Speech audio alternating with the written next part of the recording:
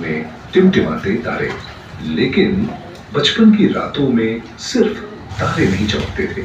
हमारे आसपास की झाड़ियों, खेतों और पेड़ों के बीच भी छोटी छोटी रोशनियां नाचती थीं।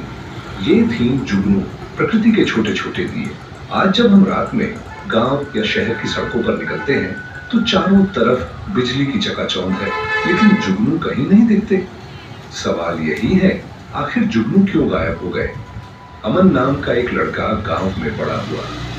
गर्मी की छुट्टियों में उसकी सबसे प्यारी आदत थी रात को अपने दादा के साथ खेतों में जाना। चांदनी रातों में जब चारों ओर सन्नाटा होता तो झाड़ियों से छोटे छोटे दिए जैसे निकलते। अमन की आंखें चमक उठती। दादा, ये कौन सी परी है? दादा मुस्कुराते। बेटा, ये परियां नहीं, जुगनू है।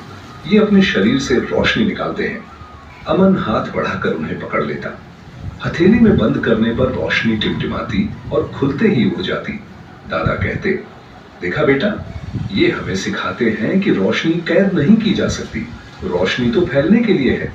साल दर साल अमन ने अपनी गर्मियों को जुगनुओं के साथ जिया। लेकिन धीरे धीरे जब वह बड़ा हुआ और शहर की पढ़ाई के लिए चला गया तो यह नजारा कम होता चला गया। जब वह कई साल बाद गांव लौटा तो बच्चों ने उससे पूछा, चाचा, जुगनू एक कीड़ा होता है क्या? अमन हैरान रह गया। जिन जुगनुओं के बिना उसका बचपन अधूरा था, आज की पीढ़ी ने उन्हें देखा ही नहीं था। जुगनुओं की रोशनी कोई जादू नहीं बल्कि विज्ञान है। उनके शरीर में एक रसायन होता है, लुसिफेरिन। जब यह ऑक्सीजन और एक एंजाइम लुसिफेरिन से मिलता है तो ऊर्जा निकलती है और वही ऊर्जा रोशनी बन जाती है। इस रोशनी को ठंडी रोशनी कहा जाता है क्योंकि इसमें गर्मी होती है। यही वजह है कि जुगनू बिना जलाए टिमटिमाते हैं। जुगनू क्यों चमकते हैं? साथी को आकर्षित करने के लिए, खतरे का संकेत देने के लिए और अपने बीच संवाद करने के लिए। यानी यह रोशनी सिर्फ सुंदरता नहीं बल्कि उनके जीवन का जरिया है। अब सवाल है, जुगनू कहाँ गए? पहले गांव अंधेरे में डूबे होते थे, अब हर जगह एलईडी बल्ब, स्ट्रीट लाइट और मोबाइल की रोशनी है।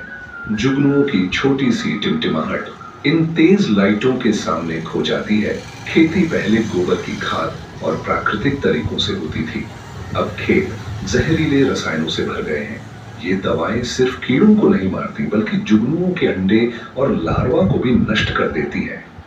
जुगनू नमी और हरियाली वाली जगहों पर पनपते हैं, जैसे तालाब, घास और झाड़ियां। लेकिन आज सब जगह पक्की सड़कें, सीमेंट और कंक्रीट है। उनके घर ही छिन गए। बरसात का समय, गर्मी की तीव्रता और मौसम का चक्र गड़बड़ा गया है।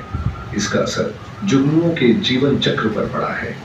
बच्चों की बातें अमन के दिल में चुभ गईं। उसने ठान लिया कि वह जुगनुओं को फिर से गांव में वापस लाएगा। वह गांव के बुजुर्गों से मिला। सबने कहा, अब कहां दिखेंगे जुगनू, सब कुछ बदल गया है। लेकिन अमन हार मानने वालों में से नहीं था। उसने बच्चों को साथ लिया और कहा, आओ, हम जुगनुओं को वापस बुलाएंगे। इसके लिए हमें प्रकृति से दोस्ती करनी होगी। दादा ने एक बार अमन को कहा था, बेटा, लोग कहते हैं कि जुगनू आत्माओं के संदेशवाहक होते हैं। जब गांव में शांति और पवित्रता होती है तभी वे आते हैं। जापान में आज भी ओतारू जुगनू उत्सव मनाया जाता है। वहां लोग रात को नदी किनारे बैठकर जुगनुओं की रोशनी देखते हैं और उसे आत्माओं की आशीर्वाद मानते हैं। भारत में भी कई जगह जुगनुओं को शुभ संकेत माना जाता था। शादी ब्याह में अगर जुगनू दिख जाए तो लोग कहते थे खुशहाली आने वाली है।